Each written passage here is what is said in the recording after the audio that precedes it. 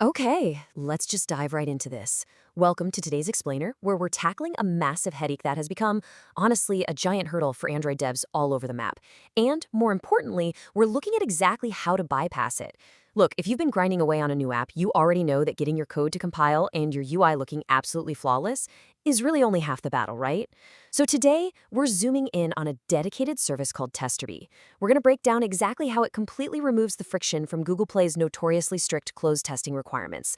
Let's see how this actually streamlines your path to launch. Man, it is such an incredibly common and deeply frustrating story. You spent months, maybe even years, coding, debugging, testing, polishing every little detail. You're finally ready to share it with the world, and boom, you hit this infuriating bureaucratic roadblock. It's this painful barrier to entry that indie devs, solo coders, and small studios literally face every single day when they try to launch. And the crazy part? It's not about the quality of your code or how useful your app is at all. Nope. It's about navigating a very specific set of publishing rules that can just completely stall your momentum. And that roadblock? Well, it almost always comes down to this exact number: 12.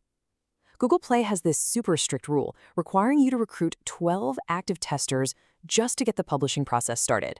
Now, for a massive corporation with a whole floor of QA testers, that's nothing, a walk in the park. But for a solo dev or a tiny indie studio, getting 12 actual, distinct human beings who won't just ignore your texts, but will actually opt in, install, and test your app, it's a total logistical nightmare. It's a massive hurdle dropped right in your lap before your app even has a chance to breathe. But wait, it gets better, right? Because just finding those 12 testers isn't nearly enough. 14. That is the number of consecutive days those 12 testers must remain active. Yeah, 14 days. That means your testers can't just download it, open it for 5 seconds, and forget it exists. They have to keep the app on their devices and actively remain opted in for 2 solid weeks. And if someone drops off, uninstalls, or decides to opt out early, your entire testing phase can actually be invalidated. Which means, yep, you might have to start the whole grueling process from scratch. So this perfectly illustrates the exact pivot we're looking at today. The old way means doing all of this yourself, begging your friends, annoying your family members, pleading with random people on developer forums, and just crossing your fingers they don't hit uninstall on day 13. It's absolutely exhausting. But the TesterBee way, you just submit your app, and they handle the whole shebang for you. It's a totally stress-free, automated solution to what is otherwise a deeply manual and totally unpredictable problem. Let's actually walk through what this looks like in practice, because it's a wonderfully straightforward step-by-step journey. First up, you just submit your app through the TesterBee platform. Easy. From there, you get to track your campaign's progress day by day. Once that 14-day clock runs out, you receive the specific form answers you need to pass Google's checks, which leads you right into that final submission to Google Play. Basically, TesterBee is taking you by the hand and walking you past that initial roadblock straight into full production access.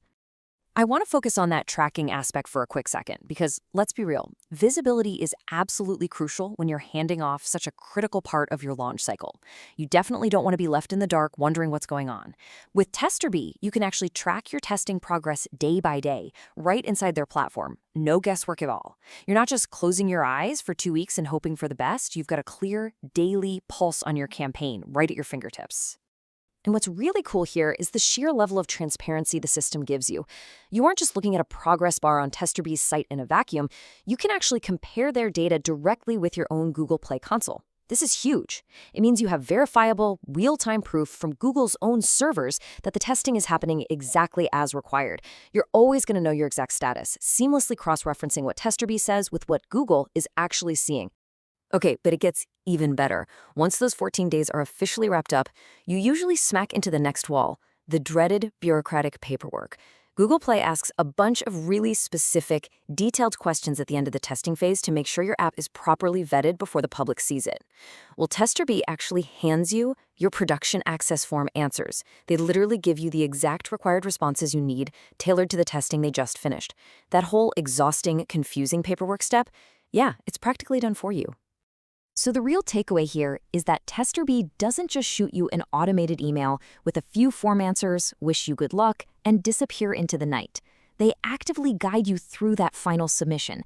They are staying with you right across the finish line to ensure every single one of those required form answers is entered correctly. This guarantees your app transitions smoothly out of closed testing and right into actual production access where real users can finally download it. When you look at the big picture, this entire explainer really boils down to one core promise: making the process simple, reliable, and entirely stress-free. As a developer, your time, your creativity, and your mental energy, those are your most valuable assets, hands down. You should absolutely not be wasting them fighting administrative red tape. By offloading this totally draining burden to a reliable system, you actually get to focus on what you do best, which is, building and perfecting an awesome app. Which naturally brings us to our final and probably most exciting thought today. With your Google Play closed testing completely handled and out of your way, what are you going to build next? When you finally strip away those frustrating publishing barriers, it just frees you up. You can be wildly creative, highly productive, and just get back to the code without the looming dread of micromanaging testers. It really is a game changer for how you launch apps. Think about what you could create with all that extra time and energy. All right, thanks for hanging out with me for this explainer, and happy coding.